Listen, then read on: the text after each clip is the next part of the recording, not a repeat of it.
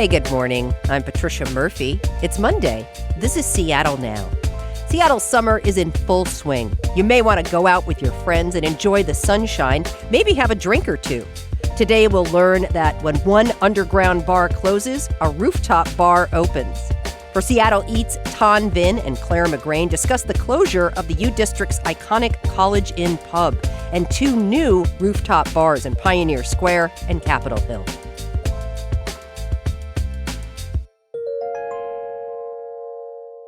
It's a College Inn pub in the U District, and it closed on June 15th. It's been around since the 70s. I've never been there, but I know you like this spot, Clara. What was it like? Fill me in. Yeah, for sure. This is somewhere I went as a student at UW, and now that I work on the Ave, I've been working on the Ave despite kind of working from home for the last 6 years or so. So I've gone there a lot, and it's like hidden. Like you come down the street, there's this huge old kind of Tudor style building with restaurants on the ground floor.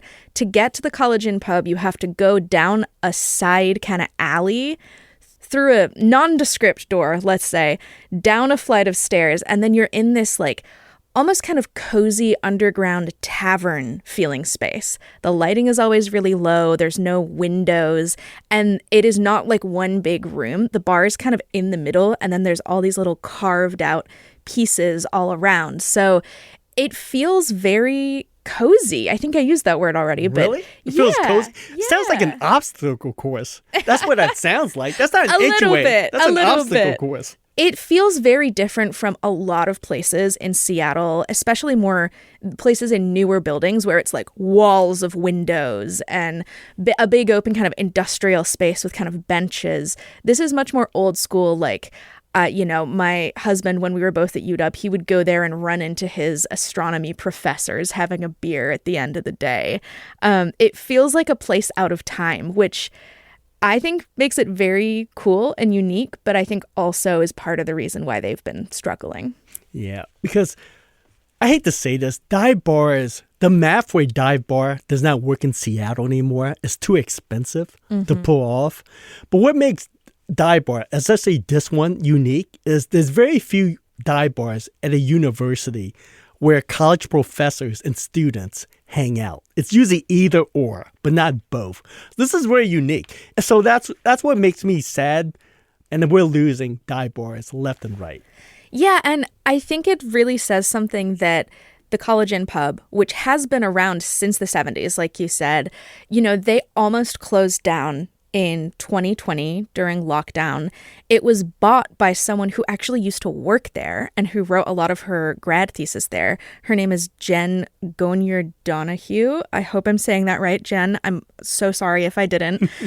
And she basically took it over with a small team. They figured out how to keep it going for a while. And she comes from the nonprofit world, and she says in her letter to the patrons when they were closing, she said her husband always called the College Inn like her own one-person nonprofit that she was trying to keep going. Like it's a passion project.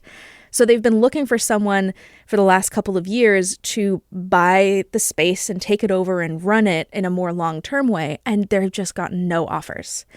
And it's because of all the things that make it so unique and in my mind cozy, in your mind maybe a little weird. But the fact that it isn't on the ground level, so it has no street presence. The fact that it's not accessible. You have to go down these kind of steep stairs. And, it is literally and metaphorically underground. It's not one of the cool spots on the Ave that all the folks out partying are going to go to. It serves a different need. The thing that it has done is really be a community space, right? And like they've had weddings there, they've had memorial services there, people meet their partner there, it hosts study groups, it hosts often happy hours in our office. And so it is that kind of third space that is so hard to find where you can just sit down, take up a whole booth, get a couple drinks. There's not people coming by every so often to be like, hey, please buy more things. They don't have table service really. So it was just a comfortable place to be in. And I think that's a big loss. Yeah. It's funny. You said the owner sort of made fun of it and called it like, this is a non-profit. I would say most dive bars and even a lot of restaurants are non-profit, whether they realize it or not. Some find out the hard way. I mean, it's sad to lose a community place, But we also have some good news. June was also a big month for new openings, including 2 rooftop bars. I would say it's 1.5 rooftop bar. But we'll get to that. Interesting. We'll get to that soon enough. The first is called Firn. It's spelled Firn. And they claim to be the first rooftop bar in Pioneer Square, which isn't saying much, but okay. Clare, Firn is already very popular with Sounders fans and Mariners fans. My advice to anyone who wants to go to this rooftop bar, it's crowded already because it's summer, but you do not want to be around here when there's a game. So what you should do is check the newspaper, maybe the Seattle Times sports section, and see if there is a home game.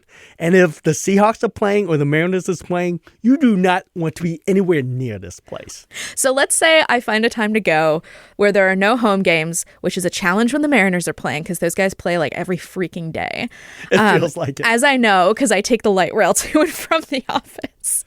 So if I manage to get it when it's not full of like people in jerseys, what is the vibe like there? I would say there's a disconnect because when you go on game days, you see people in Mariners jerseys and the Sounders jerseys, and it feels like a sports bar. But I don't think that's what they intended. In fact, I know that's not what they intended because the cocktail menu is north of $20 mostly. Not a sports bar vibe. You can't get nachos or anything up there.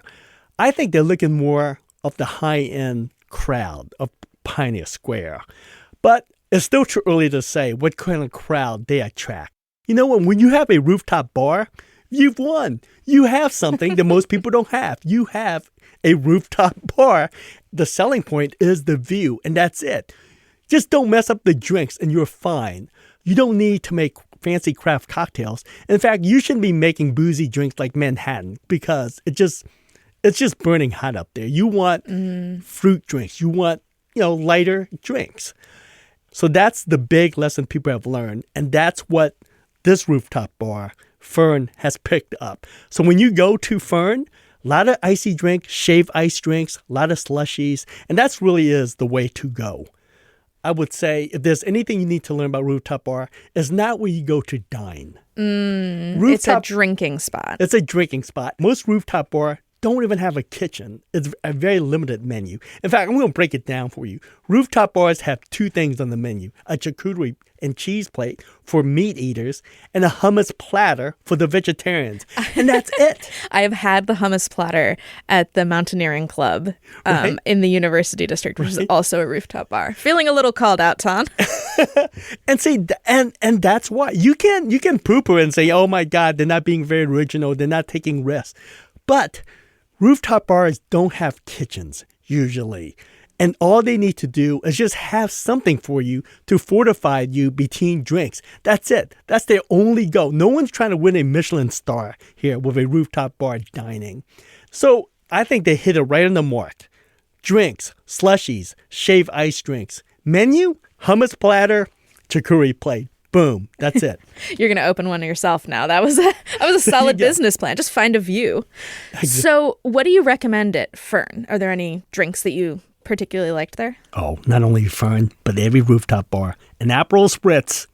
Or you can go tropical drink, but you want to avoid what's called the brown and stir drinks. The Manhattans, the old fashions, because those are too boozy and they will not go down easy under the hot sun on that rooftop. Trust me on this.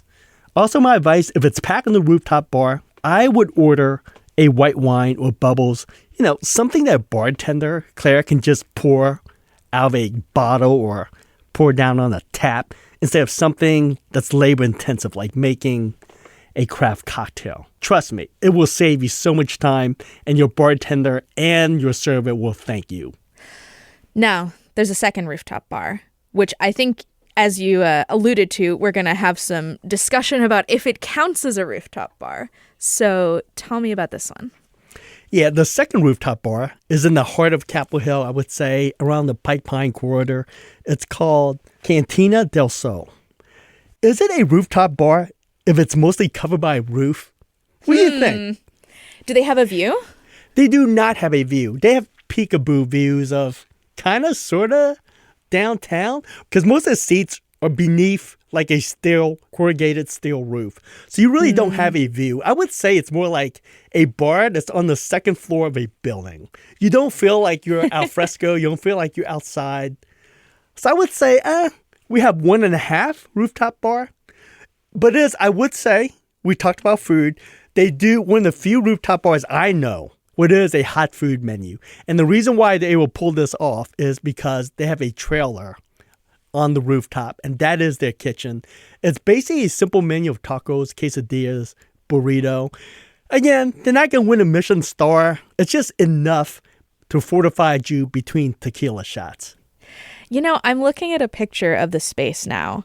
And yeah, you're right. It feels quite inside. You know what it feels like with the kind of roof and the loose walls, but with lots of windows?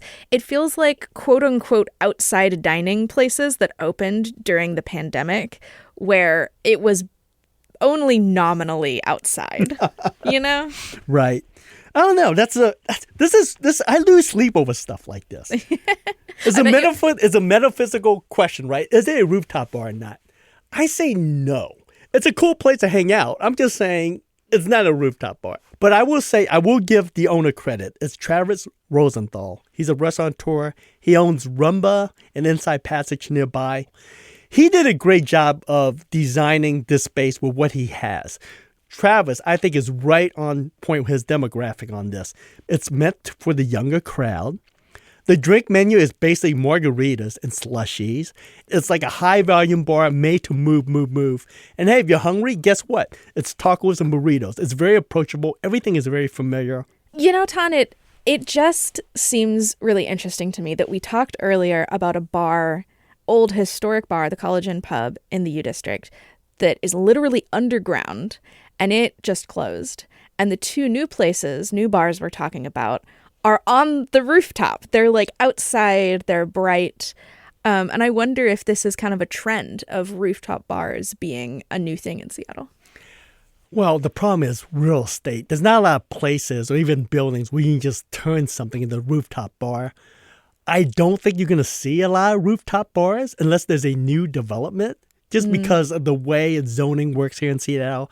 But I will say it has a lot of credibility because drinks, high profit margins. Can you imagine, Claire, if me and you sit at a bar, a rooftop bar, and we order a bottle of wine, that is a high profit item. And another theme that we don't talk about enough is pre-batch cocktails or like slushies.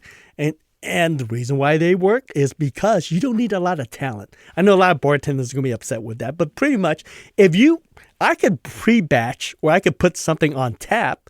And all your job, Claire, if you work for me, you just need to pour it. You just make sure it's to the rim and to serve it to the customers, and you're done. I have to say, I had a really delicious and extremely strong pina colada at a Mariners game recently. Oh, and nice. I had never seen anything like that in a stadium before. It was a hot day. We were sitting directly in the sun. And that made my Mariners game a little more fun. Brain freeze drinks are the best, as long as you don't get brain freeze though. It's a slushie, and it's like it numbs your palate. So it doesn't matter if it's too sweet or too bitter. It's just something that's just a thirst quencher. Okay, trend of the summer, I think you're calling it. Batch-made slushies, alcoholic batch-made slushies. Thanks for listening to Seattle Now. Seattle Eats is produced by Clare McGrane. Seattle Now's production team includes Caroline Chamberlain-Gomez, Vaughn Jones, Andy Hurst, Brooklyn Jamerson Flowers, Shane Mailing, and Paige Browning. Greg Kramer does our theme music. Seattle Now and KUOW Public Radio are members of the NPR network. I'm Patricia Murphy. See you soon.